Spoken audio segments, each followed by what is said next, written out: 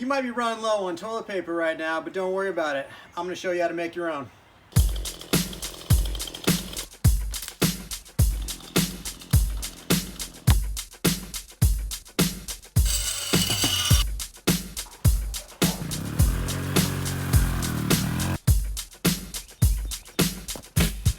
Got two words for you: leaves and sleeves. Now if you've got a roll, you can start with that, and then you're just going to add things to it that you can use as toilet paper. For instance, you probably have a long ass grocery store receipt. Let's start with that. All right.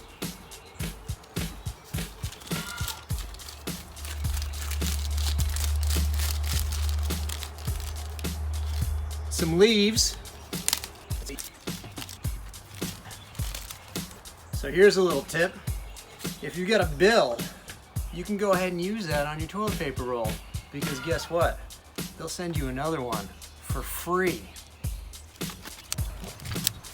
Now, every now and then I like to throw in a little lemon rind just for freshness.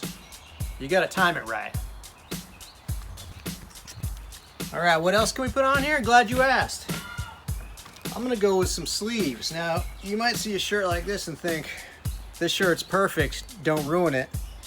I don't think of it that way. I'm gonna improve it right now. A lot of people say don't cut the sleeves off a shirt while you're wearing it. Those people are what I call rookies. Look at that, that's softer than Charmin.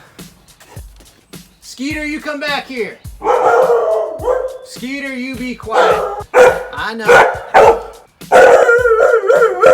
Well, you tell him, keep on coming. And you want to just keep rolling it. And you can have your argument later about whether you're a roll going this way off the top or off, this way around the bottom. You can argue about that later. Some of the toilet paper can just be the tape. Now you double it over.